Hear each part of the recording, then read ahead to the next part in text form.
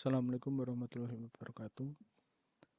Perkenalkan, nama saya Rustiawan dari Teknik Informatika D3. Pada materi kali ini saya akan menguji sebuah metode SUS atau System Usability Skill. Pada materi kali ini saya akan menguji metode SUS pada yang diujikan, yakni adalah sebuah website React Native. Jadi React Native ini adalah sebuah plugin atau extension yang digunakan untuk membuat sebuah aplikasi Android maupun iOS.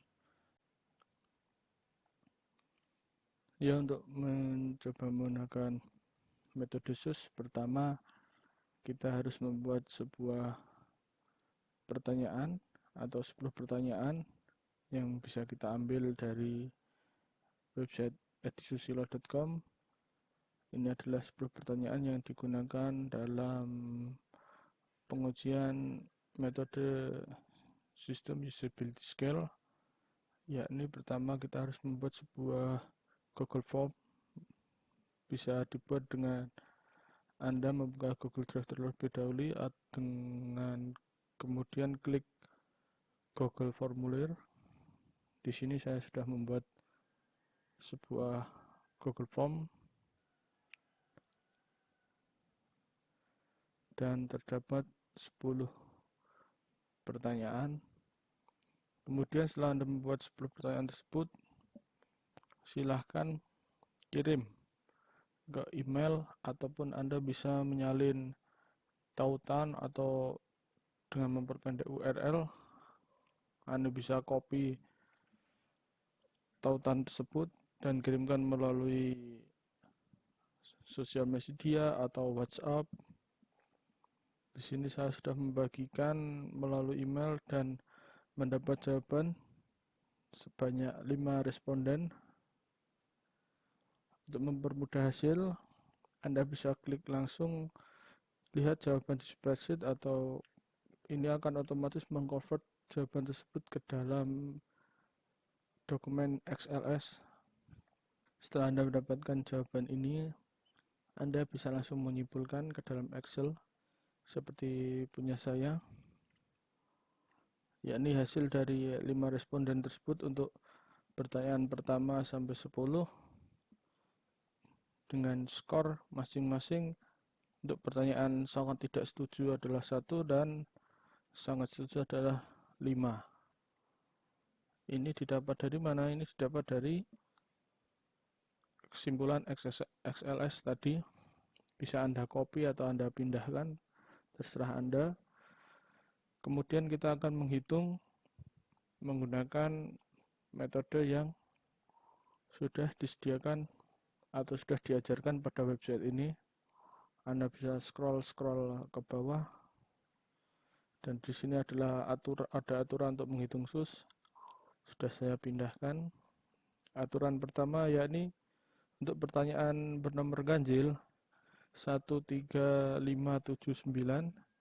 adalah setiap skor pertanyaan yang didapat dikurangi dengan 1, yakni skor pertanyaan pertama misalkan 5, kita kurangkan dengan 1, hasilnya adalah 4.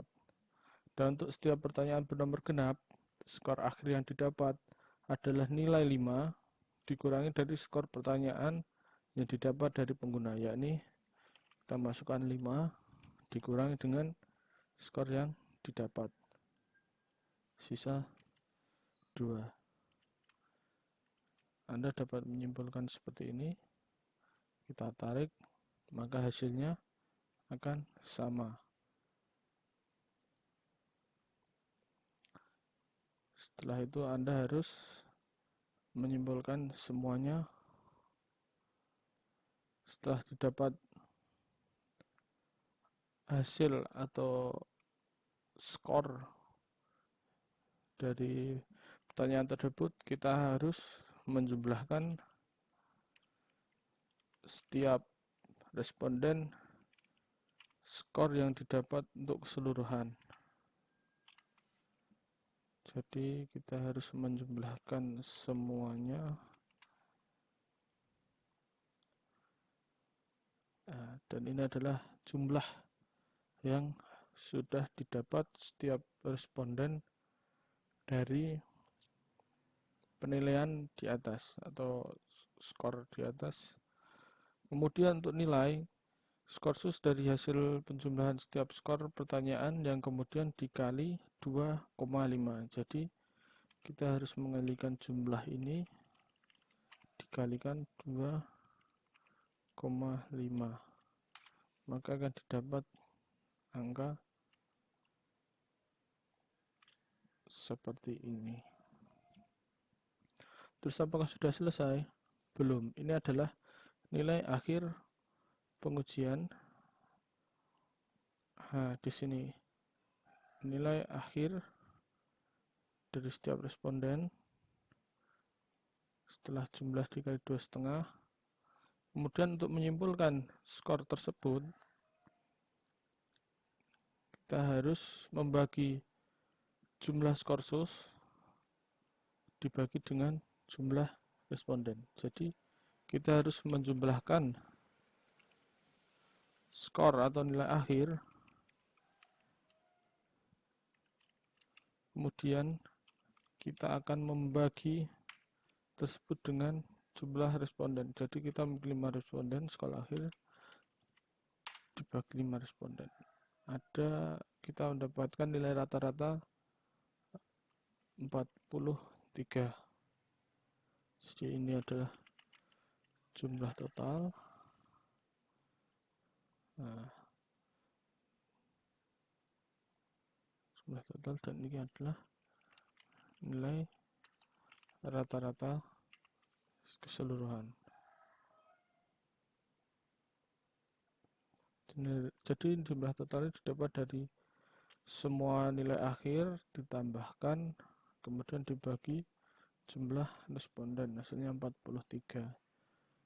Kemudian kita dapat simpulkan 43 ternyata berada di kondisi poor atau buruk, not acceptable. Berarti maka skor tersebut masuk dalam kategori poor atau buruk dengan grade scale F, yang artinya skala usability berdasarkan data tersebut mendapat penilaian yang tidak dapat diterima atau not acceptable. Ya, begitu saja. Terima kasih. Wassalamualaikum warahmatullahi wabarakatuh.